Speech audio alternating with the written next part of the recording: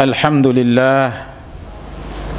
لله القائل التائبون العابدون الحامدون السائحون الزاكعون الساجدون الأمرون بالمعروف والناهون عن المنكر والحافظون لحدود الله وبشر المؤمنين أشهد أن لا إله إلا الله وحده لا شريك له وأشهد أن محمدا عبده ورسوله اللهم صل وسلم على سيدنا محمد وعلى آله وأصحابه أجمعين أما بعد فيا عباد الله اتقوا الله أوصيكم وإياي بتقوى الله وطاعته فقد فاز المتقون وتزودوا فإن خير الزاد التقوى واتقوا الله يا أولي الألباب la'allakum tuflihun. Hadirin Jumaat yang berbahagia lagi dikasihi Allah, marilah kita pertingkatkan keimanan dan ketakwaan kita kepada Allah Subhanahu wa taala dengan menjunjung tinggi segala yang diperintahkan dan menjauhkan diri dari melanggar larangan Allah yang boleh mengundang kemurkaannya.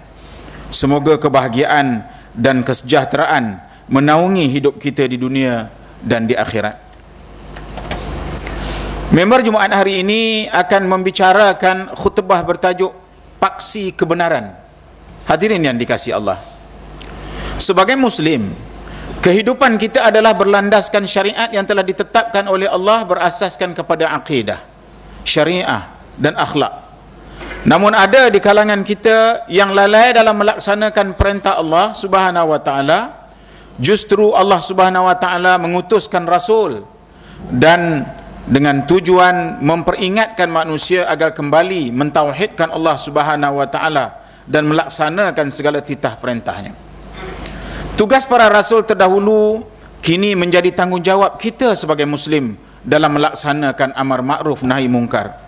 Tanggungjawab ini meliputi semua individu dalam usaha meletakkan semula manusia di atas paksi kebenaran. Firman Allah Subhanahu wa taala menerusi surah At-Taubah ayat ke-71. A'udzubillahi minasyaitonir rajim. Wal mu'minuna wal mu'minatu ba'duhum awliya'u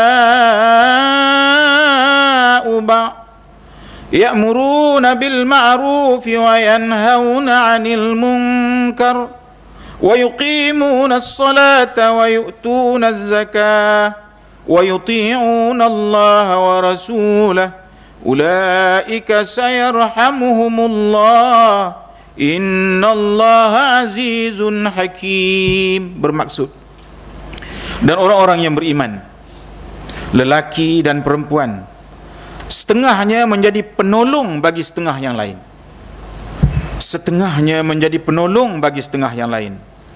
Mereka menyuruh berbuat kebaikan dan mereka melarang daripada berbuat kejahatan, dan mereka mendirikan sembahyang, mengeluarkan zakat serta taat kepada Allah dan Rasulnya. Mereka akan diberi rahmat oleh Allah Subhanahu wa taala. Sesungguhnya Allah Maha Kuasa lagi Maha Bijaksana. Hadirin jamaah Jumaat yang dirahmati Allah sekalian, amar ma'ruf nahi mungkar adalah suatu usaha yang mulia, tinggi kedudukannya dan sangat dititik beratkan oleh Allah. Ianya mesti dilaksanakan agar manusia sentiasa berada di atas landasan yang betul dan tidak menyimpang dari jalan yang benar. Melaksanakan amar ma'ruf nahi mungkar memerlukan keimanan yang kental. Tugasan ini adalah tugas hakiki sebagai Muslim dalam mencari keridhaan Allah Subhanahu wa taala. Di samping itu, tugas ini tidak akan dapat dilaksanakan dengan sempurna seandainya dasar pelaksanaannya tidak didasari dengan ilmu yang mantap. Sebagai pendakwah Islam, kita diajar untuk membimbing manusia dan bukan hanya menghukum. Dengan dasar iman dan ilmu yang mantap akan lahirlah individu yang saling mengambil berat hal ehwal orang lain, sama ada dalam perkara hubungan dengan Allah atau hubungan sesama manusia. Perkara ini telah dibuktikan dalam sejarah.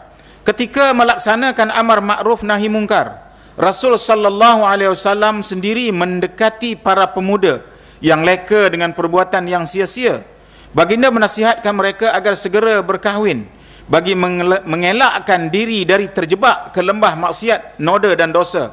Ini berdasarkan sebuah kisah yang diriwayatkan oleh Imam Muslim bahawa Alqamah pernah berjalan-jalan di Mina bersama Abdullah radhiyallahu an, dan mereka telah bertemu dengan Saidina Osman radhiyallahu an. Setelah berbincang beberapa ketika, Saidina Osman menghampiri Abdullah radhiyallahu an seraya bertanya, "Wahai Abu Abdurrahman, mahukah aku jodohkan kamu dengan seorang gadis? Mudah-mudahan perempuan itu akan dapat mengingatkan kembali masa lampaumu yang indah." Mendengar tawaran itu, Abdullah radhiyallahu an menjawab, "Apa yang kamu ucapkan itu adalah sejajar dengan apa yang pernah disabdakan oleh Rasulullah sallallahu alaihi wasallam pada kami. Wahai golongan pemuda, sesiapa di antara kamu yang telah mempunyai keupayaan untuk berkahwin, maka hendaklah dia berkahwin. Sesungguhnya perkahwinan itu dapat menjaga pandangan mata dan menjaga kehormatan. Maka sesiapa yang tidak berkemampuan, hendaklah dia berpuasa, kerana puasa itu dapat mengawal nafsu." Amar ma'ruf nahi mungkar hendaklah dilaksanakan oleh semua peringkat masyarakat. Melaksanakan amar ma'ruf nahi mungkar hendaklah dilaksanakan dengan kuasa, ucapan, nasihat dan peringatan. Atau sekurang-kurangnya setiap Muslim perlu membanci kemungkaran dalam hatinya. Ini bertepatan dengan hadis yang diriwayatkan oleh Al-Imam Muslim daripada Abu Hurairah radhiyallahu an bahawa Rasulullah sallallahu alaihi wasallam bersabda, "Man ra'a minkum munkaran falyughayyirhu biyadihi, fa in lam yastati' fa bilisanihi, fa in lam yastati' fa biqalbihi, wa dzalika adhaful iman." Barang siapa yang melihat kemungkaran, maka hendaklah dia mengubah dengan tangannya. Jika tidak mampu, hendaklah dia mengubah dengan lisannya. Jika tidak mampu, hendaklah dia mengubah dengan hatinya. Yang demikian itu adalah iman yang paling lemah. Berdasarkan hadis tersebut, Dr. Yusuf Al-Qardawi menyatakan bahawa amar ma'ruf nahi mungkar adalah tanggungjawab bersama dengan apa cara sekalipun, di mana munafaat mengingkari kemungkaran dengan hati adalah menanamkan rasa permusuhan terhadap kemungkaran. Sidang jemaah yang dihormati sekalian, Islam adalah agama yang mementingkan aspek kekeluargaan, rumah tangga, masyarakat, pergaulan dan kenegaraan. Islam adalah agama yang bukan hanya mengutamakan kepentingan peribadi, tetapi ia mengutamakan kemaslahatan ummah. Akhir-akhir ini kita melihat pelbagai bentuk gejala sosial yang kian giat merosakkan budaya murni kita. Masyarakat kini dihimpit dengan kebimbangan. Punca kepada segala permasalahan umat Islam hari ini ialah kegagalan dalam melaksanakan tuntutan amar ma'ruf dan nahi mungkar. Maka lahirlah gejala sosial yang menghantui setiap sendi kehidupan.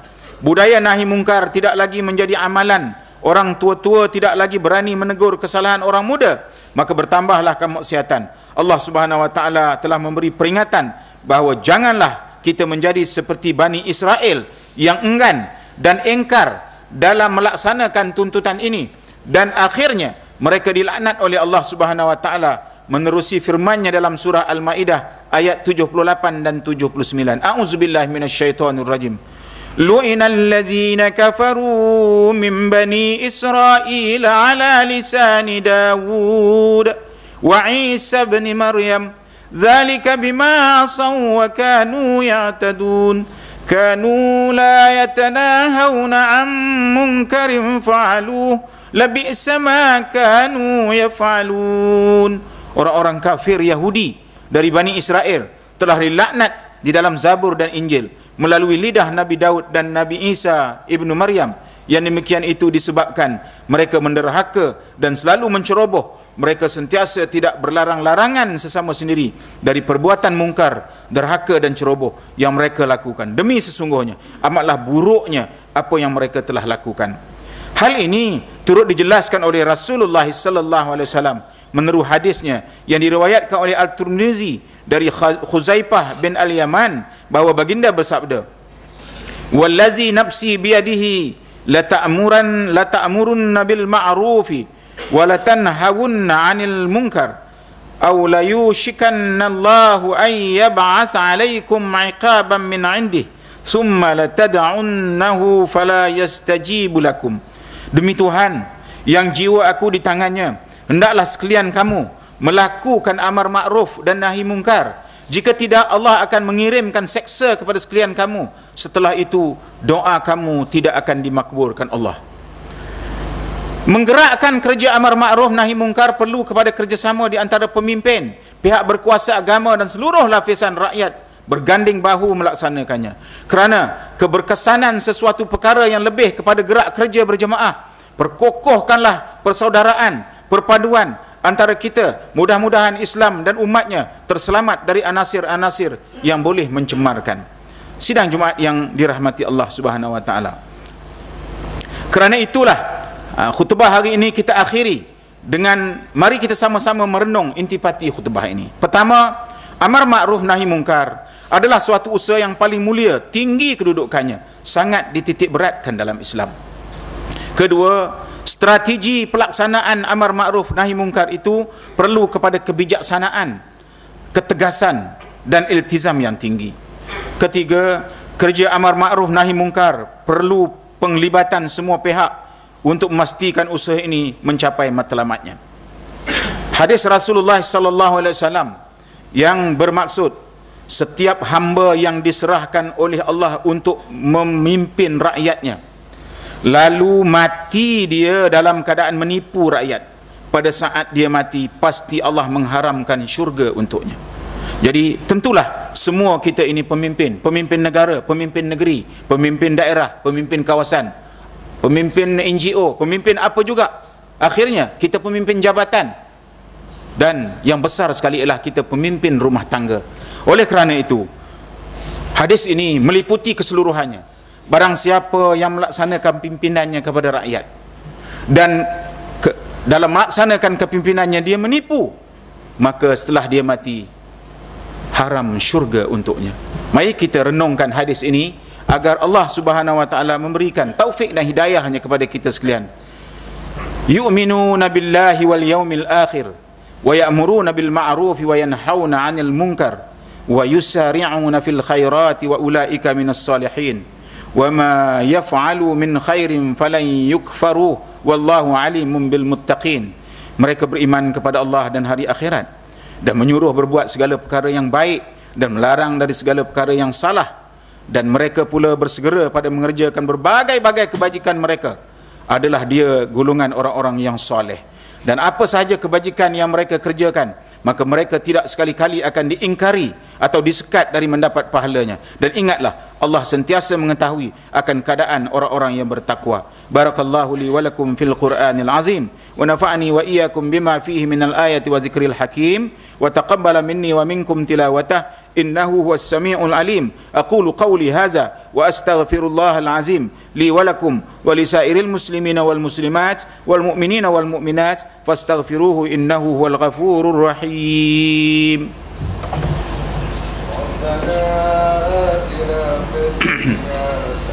وفي الآخرة حسنة وقنا عذاب النار وقنا عذاب النار وقنا عذاب النار وصلى الله على سيدنا محمد وعلى آله وصحبه وبارك وسلم والحمد لله رب العالمين.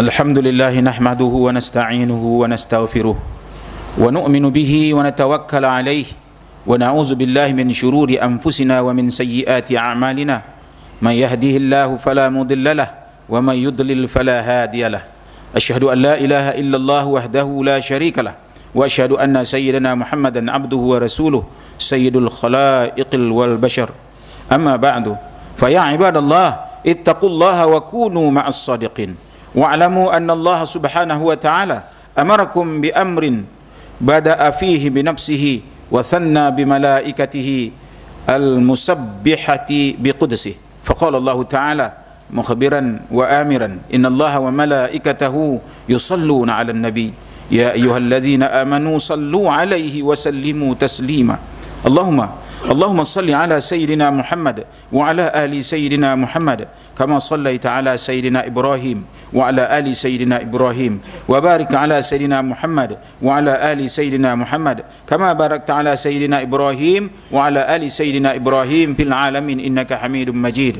وارض اللهم عن الأربعة الخلفاء الراشدين ساداتنا أبي بكر وعمر وعثمان وعلي بن أبي طالب وعن أزواج نبينا المطهرات وعن أهل بيته وقرابته وسائر الصحابة والتابعين ومن تبعهم بإحسان إلى يوم الدين. وارض عنا برحمتك يا أرحم الراحمين. اللهم اغفر للمسلمين والمسلمات والمؤمنين والمؤمنات الأحياء منهم والأموات. اللهم أنزل الرحمة على السلاطين الكرام وولاة المسلمين العظام الذي نقضوا بالحق وبه كانوا يعدلون. وخصوصا على Sri Paduka Baginda yang di-Pertuan Agong Al-Wasiqi Billah Tuanku Mizan Zainal Abidin Ibnu Almarhum Sultan Mahmud Al-Muktafi Billah Shah wa ala Sri Paduka Baginda Raja Permaisuri Agong Tuanku Nur Zahirah.